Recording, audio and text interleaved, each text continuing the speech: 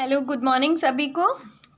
मैं राज कंवर आज आपको फिर से 11th क्लास का बिजनेस स्टडी का फर्स्ट चैप्टर, जिसके आपके पीछे के जो पोर्शन बचे हैं उनको मैं कंप्लीट करवा रही हूँ। तो जो पीछे का एक पोर्शन है वो है व्यवसाय के उद्देश्य, ऑब्जेक्टिव ऑफ बिजनेस। जो आपके बिजनेस हैं, जो व्यापार हैं, आपने अभी तक पढ़ा है कि ट्रेडिंग हो या फिर आपका जो इंडस्ट्री का बिजनेस हो या ट्रेडिंग का व्यापार कर रहे हो आप, या फिर आप कॉमर्स में काम कर रहे हो, जो भी है आपका व्यापार। अगर व्यापार से बिजनेस से आप समझते हैं तो मुझे ये बताएं कि आप बिजनेस से क्या कमाना चाहते हैं, बिजनेस आपने क्यों लगाया है, आपका उद्देश्य क्या था बिजनेस का।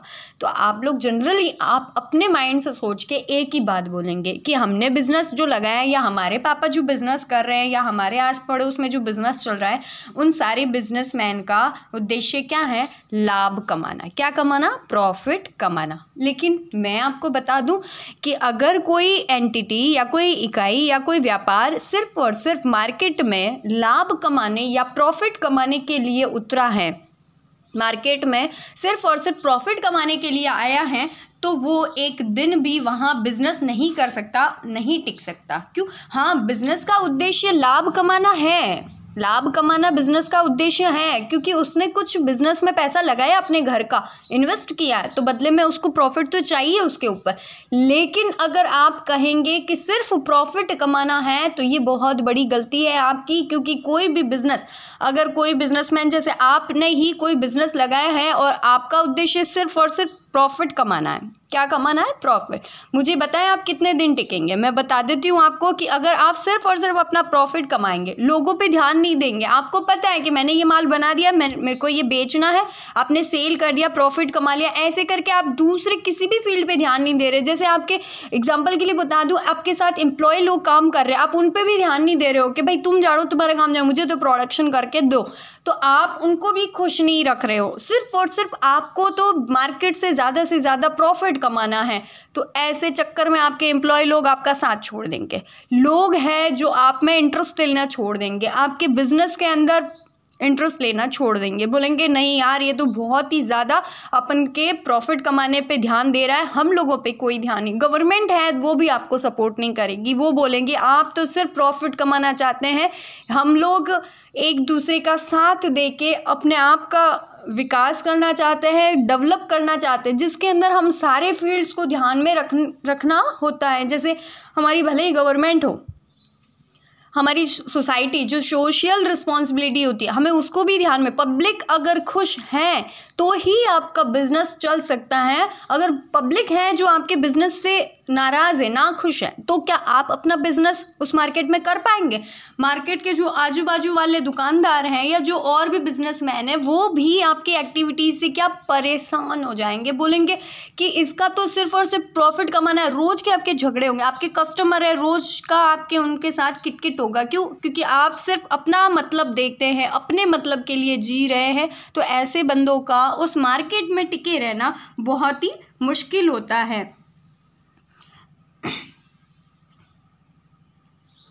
तो आपको अपने जो एम्प्लॉय लोग हैं उनके प्रति, या जो आपका समाज है उनके प्रति भी आपके कुछ उत्तरदायित्व होते हैं, उनको भी आपको निभाना होता है। अगर उनको आपने फुलफिल किया तो आप अपना प्रॉफिट इजीली आराम से कमा सकते हैं। तो आप ये नहीं कह सकते कि हमारे बिजनेस का जो उद्देश्य है वो सिर्फ और सिर्फ लाभ कमाना है। तो आप लाभ तो लिखेंगे, लाभ कमाना, लेकिन लाभ कमाना हमारे बिजनेस का उद्देश्य तो है, लेकिन पूर्णतः उद्देश्य सिर्फ लाभ कमाना नहीं है। हमें अपनी अन्य सारी जिम्मेदारी, अदर दिन जो भी हमारी रिस्पॉन्सिबिलिटी होती हैं प्रॉफिट के अलावा, उन सारी को भी हमें फुलफिल करना होता है, हमें पूरा करना होता है। तभी जाके हम प्रॉफिट भी कमा पाएंगे, मार्केट में भी टिक पाएंगे। हमें मार्केट में भी टिक के रहना है, लॉन्ग टाइम तक प्रॉफिट कमाना है, थोड़े टाइम के लिए प्रॉफिट कमा के यहाँ से निकल नहीं जाना है, हमें मार्केट में टिके रहना है।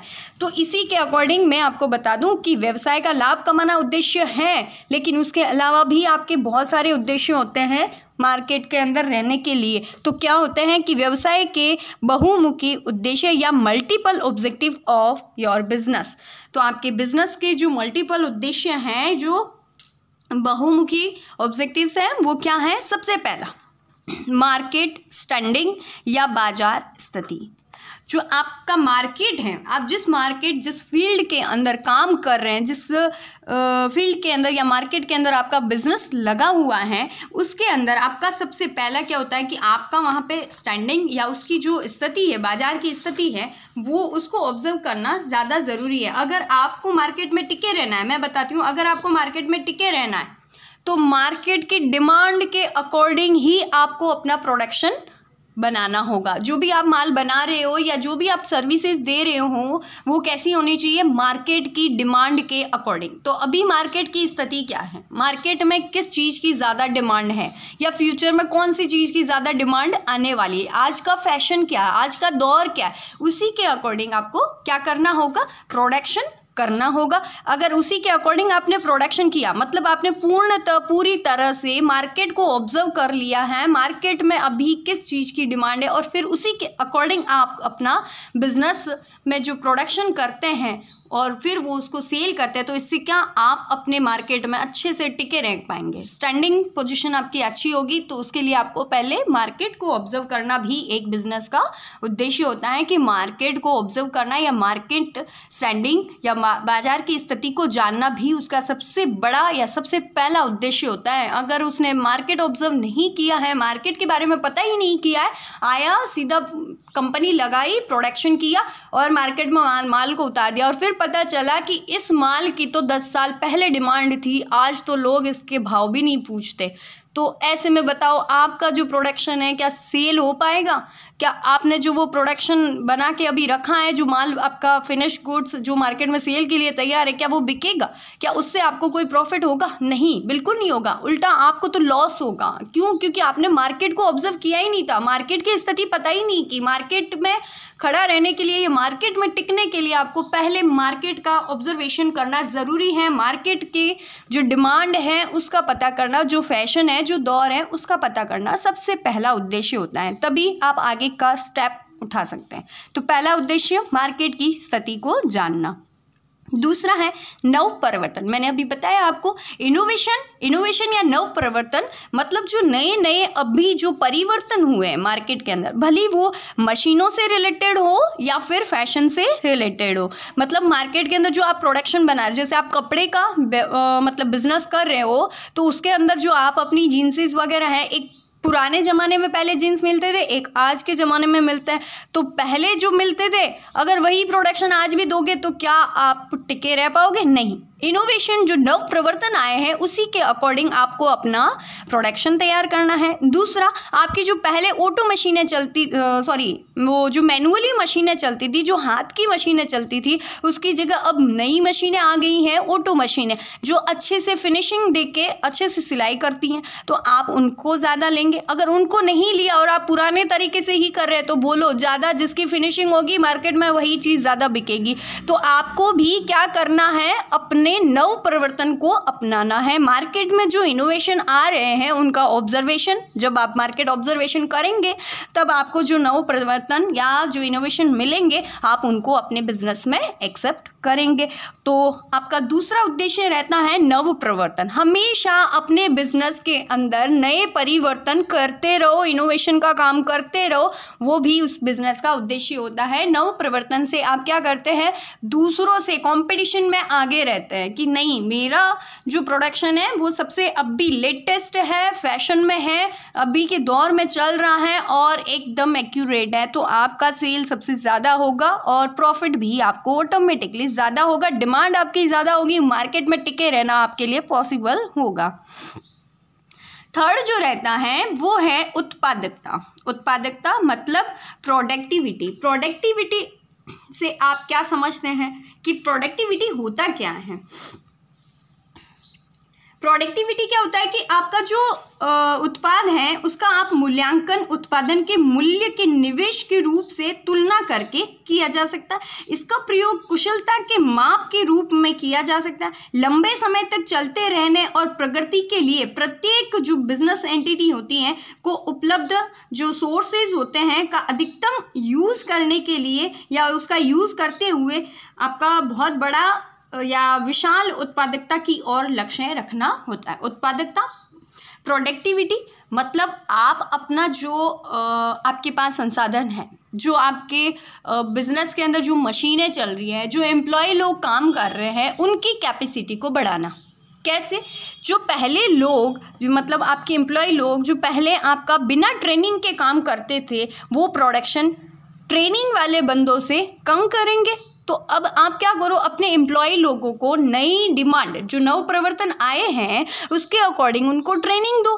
ट्रेनिंग दोगे तभी तो वो अच्छे से काम करेंगे। अच्छे से काम करेंगे मतलब आपकी उत्पादकता बढ़ेगी, मतलब काम में भी फिनिशिंग आएगी और क्वालिटी और क्वांटिटी दोनों में ही, किस्म और मतलब जो मात्रा है दोनों में ही आपके वृद्धि होगी। वही आपकी क्या रहती है? उत्पादकता। उत्पादकता मतलब आप ज़्यादा से ज़्यादा प्रोडक्शन करें, लेकिन याद रहे प्रोडक्शन ज़्यादा करने के चक्कर में कहीं क्वालिटी को डाउन न कर दे, तो आपकी क्वालिटी भी बनी रहे नव प्रवर्तन के अकॉर्डिंग, जो आपने मार्केट ऑब्जर्व किया है, जो नए इनोवेशन हुए हैं उसके अकॉर्डिंग आपकी क्वालिटी भी बनी रहे और आपका प्रोडक्शन है वो भी बढ़े। तो क्वांटिटी और क्वालिटी दोनों बेस्ट होना चाहिए। अगला रहता है भौतिक एवं वित्तीय संसाधन। भौतिक एवं वित्तीय संसाधन। अब आप भौतिक संसाधन से समझते ही होंगे भौतिक संसाधन कौन से होते हैं और वित्तीय संसाधन कौन से होते हैं। फिजिकल एंड फाइनेंशियल रिसोर्स मतलब ये क्या होता है? भौतिक, जो आपको आपकी कंपनी के अंदर या अपने व्यापार के अंदर जो सामने से दिखाई देते हैं। लाइक मैं आपको बता दूं, जैसे प्लांट है, मशीन है, या जो आपका ऑफिस है, या फिर जो भी आपके और भी इक्विपमेंट होते हैं जिसको आप अच्छे से छू सकते हो, देख सकते हो, ये सब आपके क्या संसाधन होते हैं? भौतिक संसाधन या फिजिकल आपके रिसोर्स होते हैं। भौतिक संसाधनों में मशीनरी है, आपका प्लांट है, जो आपने जहाँ अपना प्लांट लगा रखा है, जो ज़मीन होती है, जिस ज़मीन के ऊपर आपने अपनी कंपनी या फैक्ट्री बना रखी है वो प्लांट होता है, और उसी के साथ में जो आपकी मशीनरी उस प्लांट के अंदर काम कर रही है वो भी भौतिक संसाधन है। उसको आप देख सकते हो, छू सकते हो, तो वो भौतिक संसाधन। और फिनेंशियल संसाधन, फिनेंशियल मतलब आपका जो वित्तीय संसाधन, वित्त मतलब आप धन से रिलेटेड जो आपके संसाधन, धन से रिलेटेड क्या संसाधन होते हैं? धन से रिलेटेड मैं कहूँ कि आपको कुछ फंड बना के रखने होते हैं। लाइक आपको इन फ्यूचर मशीनरी चेंज हुआ, आपका भौतिक संसाधन में आपको बता दूं कि आपकी मशीनरी है और वो मशीनरी ऑटोमेटिक चलने वाली थी और बाय चांस ख़राब हो गई। ख़राब होते या फिर नई मशीन उसकी जगह आ गई है, तो उसके लिए अचानक आपके पैसे आपको बिजनेस से निकालने पड़ेंगे, तो आपको बहुत बड़ा लॉस हो जाएगा कि एकदम से इतने पैसे कहाँ से लाए। महंगी मशीन है, लाना ज़रूरी है क्योंकि इनोवेशन हो गया है, हमें मार्केट की डिमांड के अकॉर्डिंग प्रोडक्शन तैयार करना है, तभी सेल होगी और तभी प्रॉफिट होगा। तो हमें क्या करना है कि हमें जो अपना भौतिक संसाधन है, मतलब जो आपका मशीन है, उसको क्या करना है? चेंज करना है नई वाली मशीन के साथ में। और इसके लिए एक बहुत बड़ा क्या चाहिए? फंड मतलब वित्त चाहिए। उसके लिए आप पहले से अपने जो हमेशा के प्रॉफिट होते हैं उसमें थोड़ा थोड़ा आप प्रॉफिट साइड में करते जाएं, क्योंकि आपको पता है चेंजेस हमेशा होते रहते हैं। हो सकता है बहुत बड़े पैसे की डिमांड की मतलब फंड की ज़रूरत पड़ जाए, तो उसके अकॉर्डिंग पहले से प्रिपेयर होके रहो। तो आप अपना थोड़ा थोड़ा पैसा इकट्ठा करके रखते हैं, तो एक फंड, एक कोष का निर्माण करते हैं, और इन कोषों की सहायता से ही आप क्या करते हैं? जो भी आपके संसाधन या वस्तुएं या सेवाओं का आप क्या करते हैं? प्रोडक्शन करते हैं और उसको अपने कस्टमर तक पहुंचाते हैं। और इनको आप अपनी मतलब आप इनको क्यों पाना चाहते हैं? भौतिक संसाधन, क्योंकि आप अपनी दक्षता, अपनी जो कैपेसिटी है उसको आप बढ़ाना चाहते हैं और मार्केट में टिके रहना। इसीलिए आप भौतिक संसाधनों की प्राप्ति के लिए जो नए भौतिक संसाधन आ रहे हैं उनको ऑब्जर्व करते रहें और उनको अपने बिजनेस में लाना, उनका ध्यान रखना कि हाँ अभी कौन सा संसाधन है जो ज़्यादा चल रहा है और उसी के अकॉर्डिंग हमें अपना प्रोडक्शन भी बनाना है, तो मशीनें भी वैसी चाहिए, तो भौतिक संसाधन। और फिर उसके लिए आपको वित्त का भी प्रबंध करना। तो वित्त के लिए आपके पास अगर आपके फंड नहीं है, तो आपको अगर पैसों की ज़रूरत पड़ गई तो आप कहाँ से लाएंगे? तो उसके लिए भी पहले से प्रिपेयर होके रहें कि अगर बहुत बड़े डिमांड डिमांड की आवश्यकता पड़ी तो आप कहाँ से लाएंगे? तो वित्तीय संसाधन और भौतिक संसाधन दोनों का ध्यान रखें। वित्त की ज़रूरत पड़ी तो कहाँ से? तो पहले से मार्केट को ऑब्जर्व करके रखें कि कहाँ से हमें पैसा मिल सकता है और कहाँ किस जगह भौतिक संसाधनों में बदलाव हो रहा है, इनोवेशन का काम हो रहा है। तो ये चीज़ें आपको ध्यान में रखनी होती है। इसके अलावा आपका नेक्स्ट जो बिजनेस का उद्देश्य है वो क्या है? लाभार्जन। मैंने पहले ही बताया था, अर्निंग प्रॉफिट, आपका लाभ कमाना। मैंने बताया था कि लाभ कमाना उद्देश्य नहीं है, मात्र लाभ कमाना उद्देश्य नहीं है। लाभ कमाना आपका जो आपके अलग सारे उद्देश्य हैं, विविध मल्टीपल उद्देश्य हैं, उन्हीं के साथ में आपका लाभार्जन। लेकिन लाभ कैसा हो जाना चाहिए? लाभार्जन आपका जो रहता है या प्रॉफिट अर्निंग आपका रहता है वो कैसा रहना? तो उचित, मतलब सेटिस्फाई करे, आपको भी सेटिस्फाई करे और सामने वाले बंदे को भी, आपके कस्टमर को भी सेटिस्फाई करे। वो भी सेटिस्फाई हो कि मैंने जो माल खरीदा है उसमें मुझे महंगा नहीं पड़ा, और आपको भी होना चाहिए कि जो मैंने प्रोडक्ट अपना सेल किया है उससे मुझे ज़्यादा लॉस नहीं हुआ है, या मैंने मेरा अकॉर्डिंग, मेरे जो कॉस्ट थी उसके अकॉर्डिंग मुझे प्रॉफिट है वो सूटेबल मिल गया है या सेटिस्फाई करने वाला मेरे को मिल गया है। तो ये आपका रहता है कि आपके जो बिजनेस का उद्देश्य है लाभ कमाना या लाभ अर्जन करना, कैसा? एकदम सेटिस्फाई करने वाला या सूटेबल प्रॉफिट कमाना या उचित लाभ कमाना। अगला रहता है आपका कि प्रबंध, निष्पादन व विकास, मैनेजमेंट, परफॉर्मेंस एंड डेवलपमेंट। हमेशा याद रखना, आपका जो बिजनेस होता है उसका एक उद्देश्य होता है, उसका जो मैनेजमेंट होता है, जो मैनेजर होता है वही आपके बिजनेस का क्या करता है? मैनेजमेंट करता है। तो हमेशा आपका मैनेजमेंट का काम कैसा चल रहा है, उसका क्या मतलब निष्पादन है, वो किस तरीके से अपने काम को निष्पादित करता है या परफॉर्मेंस दे रहा है, और उसके अकॉर्डिंग अपना कितना डेवलपमेंट हो रहा है। आपके मैनेजर साहब हैं, कुछ काम नहीं करते हैं, आते हैं, देखते हैं, चेयर पे बैठे रहते हैं और शाम हुई, छुट्टी हुई, निकल पड़े।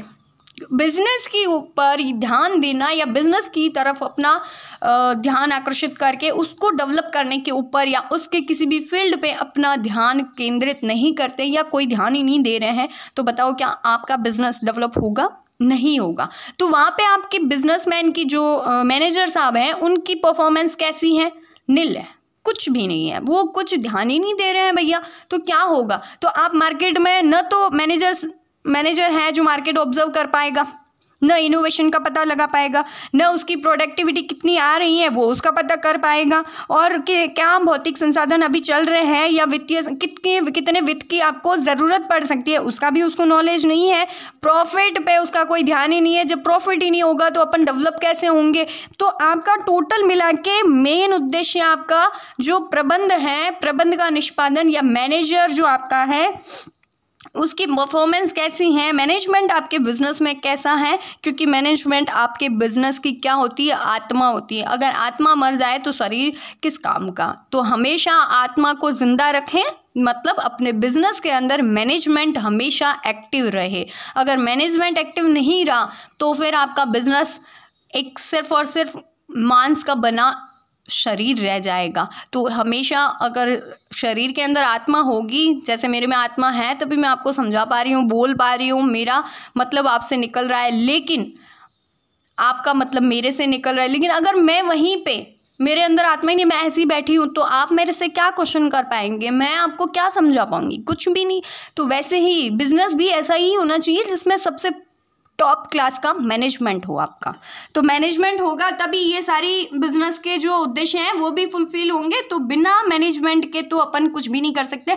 तो आपका प्रबंध का निष्पादन कैसा है कि हर किसी एंटिटी में या जो बिजनेस है उसके अंदर अपने प्रबंधक से यह अपेक्षा की जाती है, अपने मैनेजर से हम ये आशा करते हैं कि वह व्यावसायिक क्रियाओं को, जो आपकी बिजनेस रिलेटेड एक्टिविटी है, उससे आपको उचित आचार संहिता, मतलब जो आपके लीगल जो लॉ बने हुए हैं उसका और उसके सामंजस्य में स्थापित, मतलब जो आपके बिजनेस की एक्टिविटी है वो और उसकी लॉ के अकॉर्डिंग जो उसके रूल बने हुए हैं उनमें क्या बनाए? सामंजस्य, बैलेंस बनाए, तभी आप टिके रहे। क्योंकि अगर वो लीगल काम को छोड़ के अनलीगल करना शुरू करवा दें हमसे, तब तो वैसे ही हम टिके नहीं रह पाएंगे।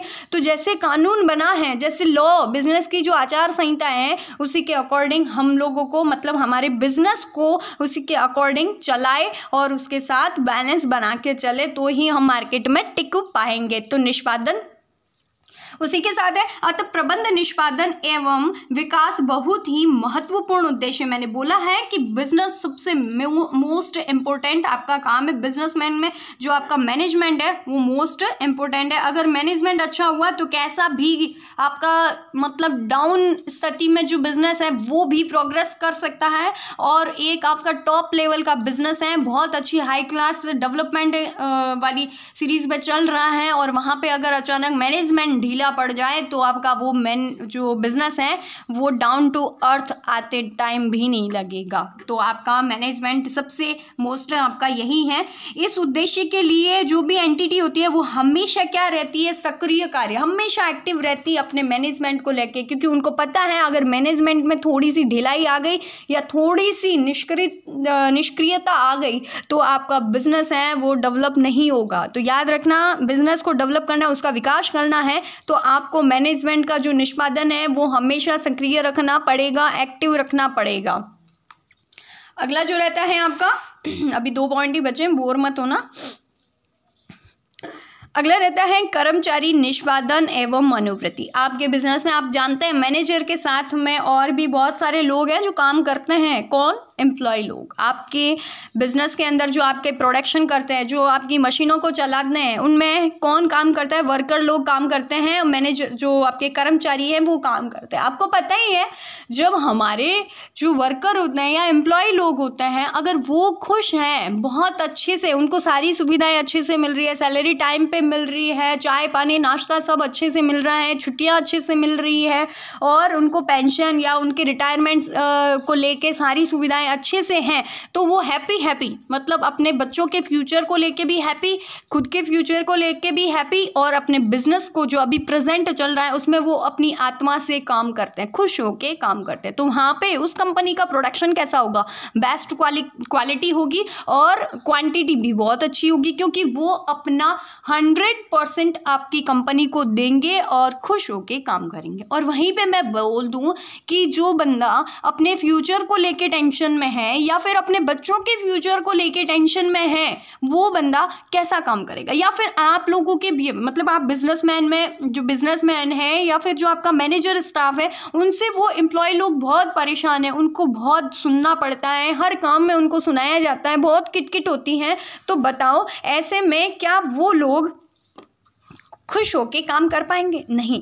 जब वो खुश नहीं है, वो खुश होके काम नहीं कर पा रहे हैं, तो वो क्या अपना 100% देंगे? नहीं, वो अपना 100% भी आपको नहीं देंगे, आपके बिजनेस को अपना 100% काम नहीं देंगे। तो क्या होगा? आपकी क्वालिटी कम होगी, आपकी क्वांटिटी कम होगी। क्वालिटी कम होगी, क्वालिटी मतलब आपका जो पहले बहुत अच्छा प्रोडक्ट बन रहा था वहाँ पे आपकी क्वालिटी डाउन हो जाएगी, डल प्रोडक्ट बनना शुरू हो जाएंगे, क्योंकि वो खुश नहीं है आपसे, वो बिना ध्यान दिए कुछ भी करे। उनको पता है कि आज दिन के मुझे 100 पीस बनाने हैं, अब जैसे तैसे बनाने तो हैं ही, तो वो 100 पीस को बनाने के चक्कर में क्या क्वालिटी डाउन कर देगा, उसका ध्यान ही नहीं है। उसको पता है कि 100 बनाने हैं, जैसे तैसे बने 100 बना के दे दो, तो ज़्यादा प्रेशर होगा उसके ऊपर, तो वो अपनी क्वालिटी को डाउन कर देगा।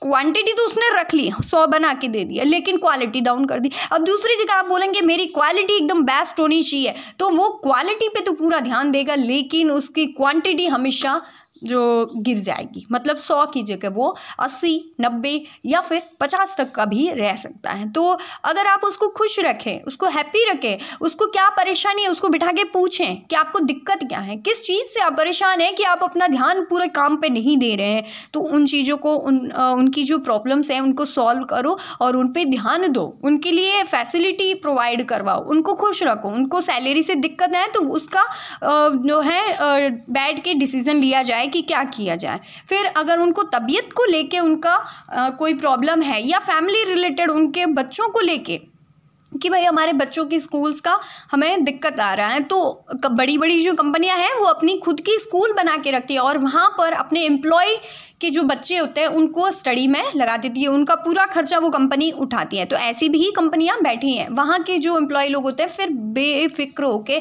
निश्चिंत होके अपने बच्चों के फ्यूचर को लेके एकदम सेटिस्फाई होते हैं कि मेरी कंपनी है जहाँ मैं काम कर रहा हूँ, वो कंपनी मेरा बहुत अच्छे से मेरे बच्चों का परवरिश करवाने में मेरी मदद करिए, तो वो आपको छोड़ के भी नहीं जाएंगे, आपकी ही कंपनी में टिके रहेंगे और काम करेंगे। और अगर आपने उनको ना खुश रखा तो जल्दी से जल्दी वो वहाँ से अपना बोरिया बिस्तर समेट के रवाना भी हो जाएंगे। तो उससे क्या होंगे, आपके कर्मचारी कम पड़ जाएंगे, आपको रोज एम्प्लॉय के लिए भागना पड़ेगा, आपके मैनेजर को हर रोज इंटरव्यू लेने होंगे, ट्रेनिंग देंगे, ट्रेनिंग देते उनको जैसे ही काम पे लगाने का सोचेंगे वो बोलेंगे मैं तो छोड़ के जा रहा हूँ। तो आपके तो फालतू के पैसे गए, ट्रेनिंग पे लगाया उनको, ट्रेनिंग पे जो ट्रेनिंग पीरियड था उसमें उन्होंने सिर्फ और सिर्फ ट्रेनिंग ली, काम तो किया नहीं है ना, तो ट्रेनिंग तो दे दी, फालतू के पैसे, ट्रेनिंग में भी उनको पेमेंट तो करना पड़ेगा, ट्रेनिंग में पेमेंट किया लेकिन उन्होंने अपना नील जो है प्रोडक्शन किया और चले गए।